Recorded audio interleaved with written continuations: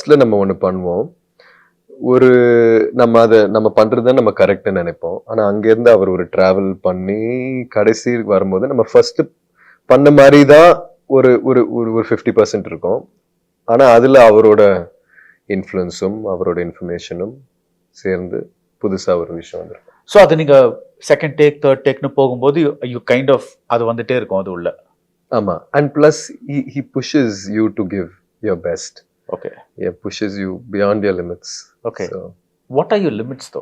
அது எப்படி தெரியும்? பியாண்ட் யுவர் லிமிட்ஸ்னா வாட் யூ மீன்? சார் நான் ஆதித்ய வர்மா பண்ணும்போது அப்போ நான் லிமிட் பத்திலாம் யோசிக்கல.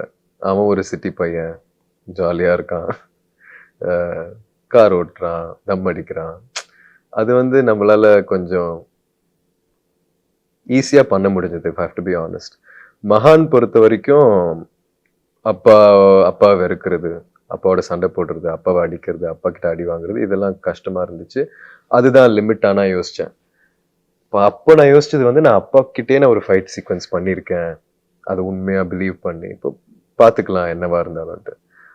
ஆனா இந்த படம் பொறுத்த வரைக்கும் நான் என் லிமிட்டை என்னவா யோசிச்சாலும் அதுக்கு மேல அதை உடைச்சு பிரேக் பண்ணி ஒர்க் பண்ண வைப்பாரு. குறைந்த விலை நிறைந்த தரம், தங்கள் தேவைகள் அனைத்தும் ஒரே இடத்தில். ஜெயச்சந்திரன்.